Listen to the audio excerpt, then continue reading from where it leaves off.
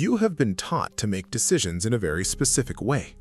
Gather information, weigh the options, build the pros and cons, apply logic, manage risk, arrive at the most rational conclusion available. And this works for certain kinds of decisions. Which phone to buy, which route to take, which data point belongs in which column.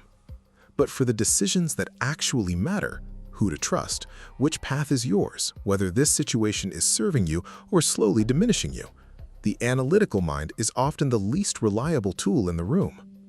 And most people, having been taught to distrust everything that doesn't come with a logical explanation, have spent their lives making the most important choices from the wrong level of themselves entirely. There is a body of research in neuroscience and decision science that has been quietly building for decades. And what it consistently shows challenges almost everything we were taught about how good decisions get made. Neurologist Antonio Damasio studied patients with damage to the emotional processing centers of the brain, people whose logical faculties remained entirely intact, but whose ability to feel had been neurologically severed. What he expected to find were people who made excellent, purely rational decisions, free from the distortion of emotion. What he found was the opposite. Without access to emotional information, without the felt sense of what mattered, these patients became almost completely unable to decide. They could analyze endlessly, compare indefinitely, generate options with perfect logic, but they could not choose. Because choosing, genuine choosing, the kind that aligns a decision with a life, requires more than analysis. It requires the felt signal of what is right. This felt signal has been called many things across cultures and centuries: gut feeling, inner knowing, intuition, and it is not mystical, it is neurological. Your body contains more than 100 million neurons in the gut alone, enough to constitute what scientists now call the second brain.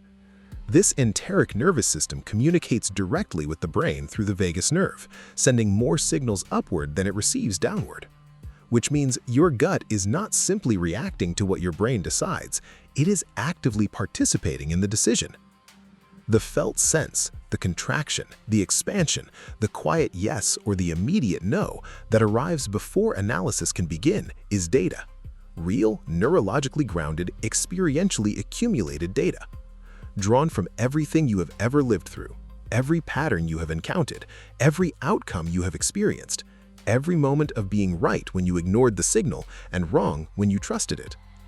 Your body has been keeping records that your conscious mind doesn't have access to, and it is trying to share them with you. Here is what the practice of intuitive decision-making actually looks like.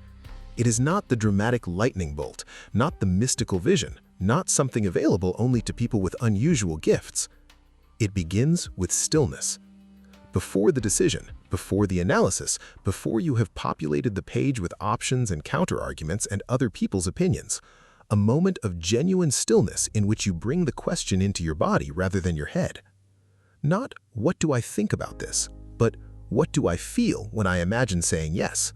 What do I feel when I imagine saying no? And then, critically, the discipline to stay with what arises before rushing to explain it away. Because the mind will immediately attempt to rationalize whatever the body signals. If the body contracts at yes, the mind will find reasons why yes is actually fine. If the body expands at no, the mind will find reasons why no is actually impractical. The practice is learning to catch the signal before the narrative covers it. There is a simple exercise that builds this capacity over time. Before any decision, however small, pause for a single breath. Drop your attention from your head to your chest. Imagine the outcome of each option fully and physically, and notice not what you think about what you notice, but simply what you notice. Tightness or openness, contraction or expansion, the quality of your breathing in one scenario versus the other. That information is not infallible, but it is far more aligned with who you actually are than any decision made entirely from the surface of the mind. And the more you practice trusting small signals, the more the larger ones become clear. Until making decisions that are genuinely right for you stops being an ordeal of endless analysis and becomes something closer to remembering. Stay with this series, subscribe and press the bell icon. The next video brings something that has been building quietly from the very first episode, a question so fundamental that everything in this series has been circling it.